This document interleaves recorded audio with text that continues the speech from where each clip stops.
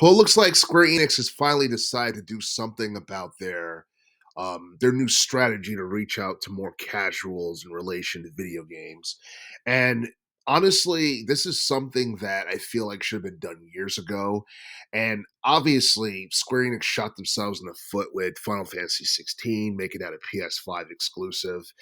But um, but it seems like Square Enix is planning on having their games released on more game consoles because they're trying to pursue a multi-platform like strategy where they have more games released on, I guess, not just the PS5 but the Xbox Series X, Nintendo Switch, possibly last generation game systems like the PS4, the Xbox One, despite the fact that those two consoles are like over 10 years old or whatever. Square Enix is doing everything they can to pretty much get their stuff out there because, for the most part, having their games exclusively on the PlayStation 5 has not been working. You look at the sales for the for Final Fantasy 16. I think it was like roughly over 3 mil or something like that overall, and the game was released like around the summer of 2023, so that's not really a good sign. Part of it is the fact that Final Fantasy is a very old gaming series, and the last time Final Fantasy got any like real mainstream attention was like the mid-teens when Final Fantasy 15 came out. Final Fantasy 16, in my opinion, was overhyped, and it's something that, even though it was a pretty solid game, a lot of people feel like Square Enix making Final Fantasy 16 M-rated was a mistake because, for the most part, you can't have M-rated games unless there's like some type of first-person shooter action going on or what have you. Final Fantasy was not meant to be M-rated whatsoever, and for the most part, I think Final Fantasy was like all the way back in the day, it was either E or T rated or whatever. And for the most part, the Final Fantasy series has been T rated, and it should have stayed that with Final Fantasy 16. And for whatever reason, Square Enix also plans on making Dragon Quest 12 M rated, which is interesting because they plan on pursuing a multi-platform like game strategy in terms of releasing games on different consoles, including the Nintendo Switch or the Switch 2 or whatever.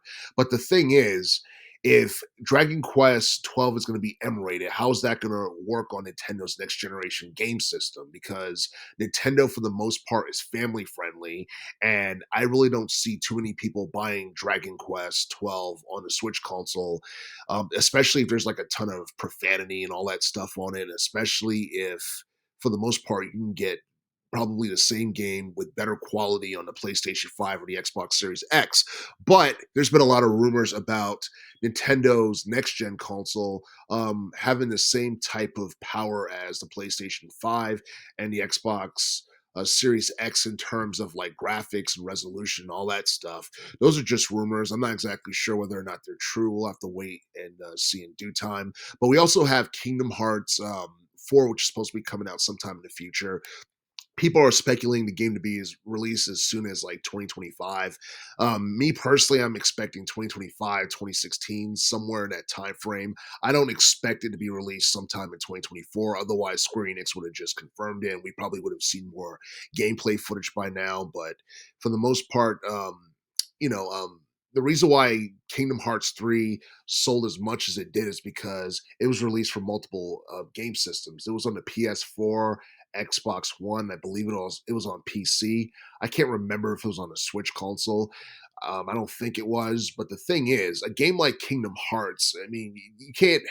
It's shocking that like a majority of the best installments in the Kingdom Hearts franchise has not really been on Nintendo. You've had like a couple on like Nintendo 3DS or whatever, but we never got Kingdom Hearts for like Wii or Wii U or Nintendo Switch, at least not to my knowledge. And I do feel that Kingdom Hearts 4, once it's released, it would definitely stand out on the Switch 2 console because, let's be honest, I mean, Kingdom Hearts features mainly Disney characters, and obviously last time I checked, I think it was like E rated or something like that. But But yeah, I mean, for the most part, it's just Disney characters, and obviously Disney appeals more to casuals and to children. It doesn't necessarily appeal to adults and people who buy games like Call of Duty or Helldivers or Diablo 4 or Baldur's Gate 3. It doesn't appeal to that type of audience. Um, like PS5 and Xbox Series X is more for adults for the most part. And the thing is, we also have Grand Theft Auto 6 that's supposed to be coming out next year as well. So anything that Square Enix plans on releasing on any game system like the PS5 or Xbox Series X is most likely going to get overshadowed by that game. But then again, 2025 is not necessarily a huge year in relation to high profile video game releases for the most part, because I think um, GTA 6 is like the most anticipated game of that year. And we might get a few surprises next year in relation to video game releases. But as far as Square Enix's new marketing strategy is concerned, I feel like this is something that should have been done a long time ago. I do feel like they'll have more luck with their upcoming games having it on four different platforms, or three or four different platforms opposed to just one. And yeah, um, I do feel that quality is better than quantity, because it seems like Square Enix has been putting out all these games that no one really cares about. That's basically been bombing. That hasn't been drawing any revenue for the company, and I think they lost like somewhere around 200 mil in terms of revenue, because Final Fantasy 16 was a massive failure, and they had some other titles before that that bombed hard as well. So I feel like Square Enix needs to focus more on taking older IPs that are popular and basically putting more into those and trying to make it last, opposed to just putting out new games you know that no one's really familiar with, just for like money grabs and stuff like that. And because I feel like things nowadays, it's becoming more and more competitive. You have indie game developers putting out titles that have the potential to be game of the year.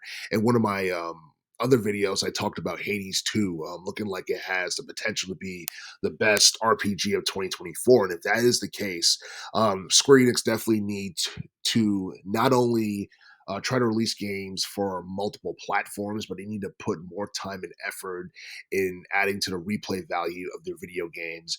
And they can start with games like Kingdom Hearts 4 and with Dragon Quest 12, two games that's supposed to be coming out sometime in the future.